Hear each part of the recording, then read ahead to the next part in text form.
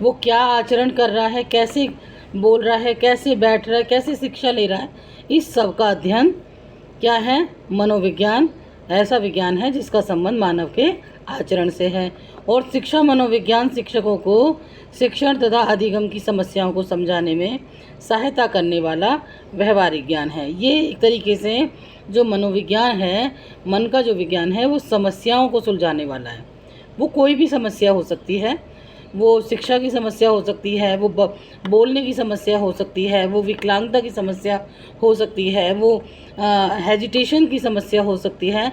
तो all over अगर देखा जाए तो एक वर्ड आया है समस्या। ये जो मनोविज्ञान है वो इन समस्याओं का अध्ययन करता है। तो ये लिंडग्रेन ने कहा है। नेक्स्ट बच्चों, सोरेनसन। सोरेनसन क्या कहता है?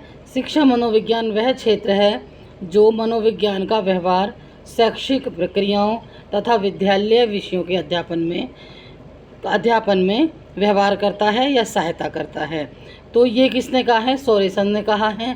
शिक्षा मनोविज्ञान का जो क्षेत्र है वो मनोविज्ञान का व्यवहार, यानी आपका व्यवहार कैसा किसी बच्चे का, शैक्षणिक प्रक्रियाएं कैसी हैं, विद्यालय विषयों के अध्यापन में वो किस तरीके का अध्ययन कर रहा है, इन सब विषयों के ऊपर ये क्या होता है?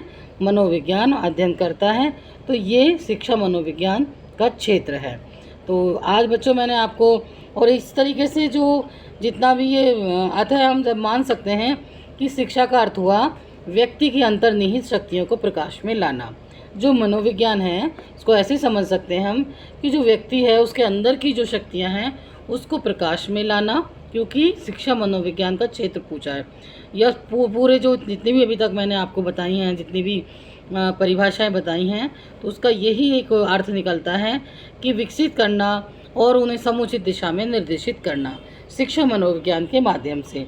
शिक्षा मनोविज्ञान की तुलना एक इंजीनियर से की जा सकती है बच्चों, क्योंकि एक इंजीनियर की तरह, जैसे कि इंजीनियर मशीन को ठीक करता है, वैसे ही शिक्षा मनोविज्ञान वो जो बच्चा है उसके व्यवहार को, उसकी हर हरकत को देखता है, उसको ठीक करता है।